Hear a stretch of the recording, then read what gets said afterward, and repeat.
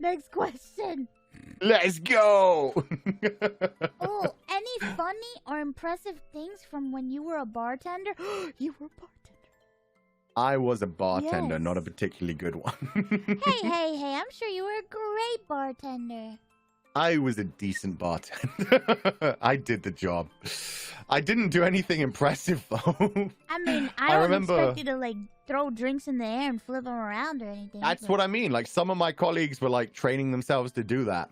And, like, they'd have to, like, buy expensive, like, practice bottle kind of things. You had to get ones that were weighted the right kind of way, fill them with water, so they wouldn't shatter, but they'd feel like the right kind of material and be able to, like, flip them around and learn how to do that. Whoa. And I tried with those a couple of times and was just like, no, this ain't for me.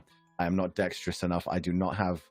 I can't even play games properly. I don't have the APM for that. How am I going to be juggling bottles and pouring them into cups?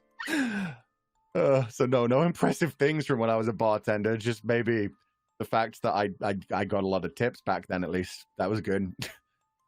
If you're any like kind of thing like that, if you work as a bartender, you basically live by your tips. And yeah, if you're friendly, if you can talk to people well, that's a better paying job than pretty much any job you'll get that's like supposed to be minimum wage kind of thing. You got a lot of good tips. Yeah, just the tip though. Just the tip. Oh my god, just a tip. Very Just a great tip. tip. It was a good time. Must have been an interesting time. Oh yeah. A lot of memories from that, just no impressive things. Oh, what's your greatest bartender memory? Projectile vomit. From who? From you or for somebody else? No, for somebody else. There was a customer. They were a girl. They drank so much freaking alcohol. They were having a good time. I think it was like their birthday or something.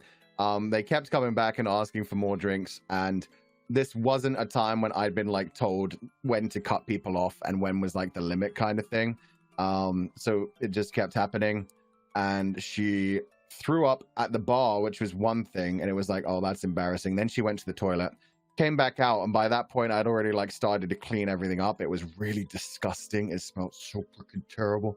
She came over and like, I was scared she was going to order another drink because at that point I was like, no, done, get out of here. But she came over, wasn't in front of me, but rather was to the side, stood there for like a solid 5 seconds while I was just like staring at her from the side and just threw up again. But it was like 6 feet over the bar and onto all of the alcohol that was stored at the back. And that's just... We had to throw all of that away. We had to do like a deep cleaning section. It was in between like all of the different levels of things. We had like pouring glasses back there. And it was disgusting.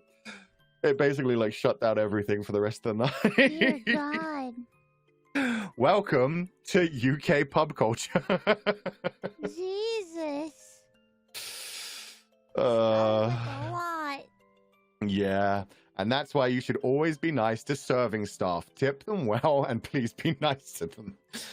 It's not a great job most times. It seems like a very rough job. Yeah. I'm sure she had a good memory of the night, though. Oh, God. Next question. She probably woke up the next morning like, what did I do last night? Oh Had no memory whatsoever. Just like, it must have been fun. And then a few years down the line, she'll be like, oh, my God. What have I done? Yeah, there's going to be someone who has like a phone recording of it. I'm posting this on the internet.